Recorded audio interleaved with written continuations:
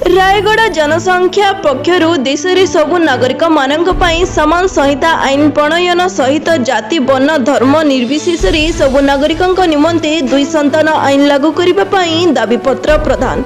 आम संविधान को अवमान करा जाई देश में धार्मिक आधार रे विभिन्न धर्ममूलम्बी मानक पई अलग अलग आईन प्रचलन हेउछि, जहा फल रे किछि नागरिक द्वितीय आईन उपयोग करुछंती। गोटे देश रे एकाधिक आईन प्रचलन भारतीय संविधान धारा 44 को स्पष्ट अवमान करुछि। एणु काल विलंब न करी देश रे यूसीसी सबु नागरिक मानक पई समान आईन प्रणयन करने को दाबी करी रायगढ़ जिला जनसंख्या समाधान फाउंडेशन पक्षरु एक बड़ यात्रा रे बाहर जिलापालक कार्यालय सम्मुख रे पहुंची विक्षोभ प्रदर्शन करने सह धारणा रे बसिथिले। जिलापालक अनुपस्थिति जोगु पुलिस प्रशासन सहयोग रे रायगढ़ डेप्यूटी कलेक्टर चिन्मय महानंद जरिया रे माननीय प्रधानमंत्री उद्देश्य रे 5 दफा संबलित एक दाबी पत्र प्रदान। प्रथमे होछि तृतीय संतान जन्मदाता को सरकारी चाकरी दिया न जिबा संविधानिक व्यवस्था रहू। चाकरी रे थिबा व्यक्ति तृतीय पिला जन्म देले उभय दंपति को सेमानकु अति शीघ्र देबा सेवा निवृत्त करिबा व्यवस्था हो। तृतीय संतान जन्म देथिबा व्यक्ति को राशन व्यवस्था बंद करने सहित समस्त सरकारी सुविधारू वंचित करने को आईन प्रणयन हो। तृतीय संतान जन्म देथिबा दंपति को प्रदर्शिक सूर्य जेकोसी निर्वाचन लड़िबारू वंचित करने सहित भोट देवा क्षमता रद्द करा जिबा पाई आईन रे व्यवस्था करा जाऊ। एहास्पृत चतुर्थ संतान जन्म देले संपुक्त दंपति मानकु जेल दंडर व्यवस्था रहू।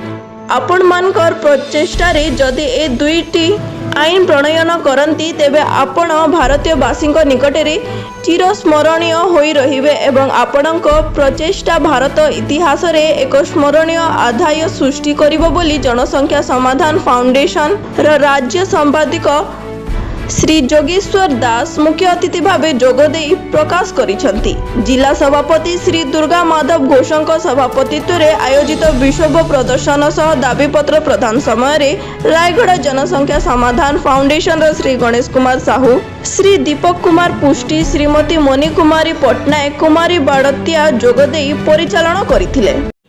जनसंख्या फाउंडेशन ऑर्गेनाइजेशन रो मु राज्य संपादक दायित्व अछि। आज कार्यक्रम थिला जनसंख्या फाउंडेशन पक्षरु सारा भारत रे समस्त जिलापालक जरिया रे माननीय प्रधानमंत्री को उद्देश्य रे दाबीपत्र प्रदान करिचु। मुख्यतः दाबी रे जनसंख्या बर्तमान भारत रे जो मात्रा रे नियंत्रण बाहर हेबाकु जाउची आसंता दिन रे ताकू नियंत्रण करिया पे यूसीसी लागू करिबा एवं समस्त जाति धर्म निर्विशेष रे समस्त से प्रणयन लागू करने आईन लागू करने दाबीपत्र प्रदान करछि। आमे दुई आमर दुई ए दुईटा को लागू करने आज आम दाबी थिला। ए 5टी दाबी थिला। जो माने 2टारू 3टा संतान करते अलग दंड विधान एवं जो माने चाकरी करते से 2टा 3टा कले चाकरी रद्द करा जिवो। ए भले विभिन्न प्रकार दाबी नहीं जनसंख्या समाधान फाउंडेशन रायगढ़ जिला सभापति अच्छी। आज सारा भारत रे प्रत्येक राज्यर प्रत्येक जिलार समस्त कलेक्टर को जरिया रे प्रधानमंत्री को उद्देश्य रे आम एक दाबीपत्र प्रदान करिछु। दाबीपत्र यह जे भारत रे जो बसवास करचंती समस्त जनता जाति वर्ण धर्म निर्विशेष रे समस्त समान संहिता आईन लागू करने आम प्रधानमंत्री को दाबीपत्र प्रदान करिछु। भारत रे जनसंख्या वृद्धि हो साराणी। चीन ठारू आम क्षेत्रफल में बहुत कम 3 भाग कम अच्छी। ता सहित किंतु वर्तमान परिस्थिति जहाँ देश में 3 ठारू आम जनसंख्या वृद्धि अधिक हो साराणी। एमती जदि हम 2050 मसीहा बेलू 240 कोटी जनता ए भारत वर्ष में उपस्थित थे ताले से कौन हम ना मान जलवायु नष्ट हम, परिवेश दूषित हम, जंगल क्षय हम, रास्ता घाट बढ़। रायगढ़ जिल्लारू संजय कुमार नगंक रिपोर्ट, फर्स्ट न्यूज ओडिशा।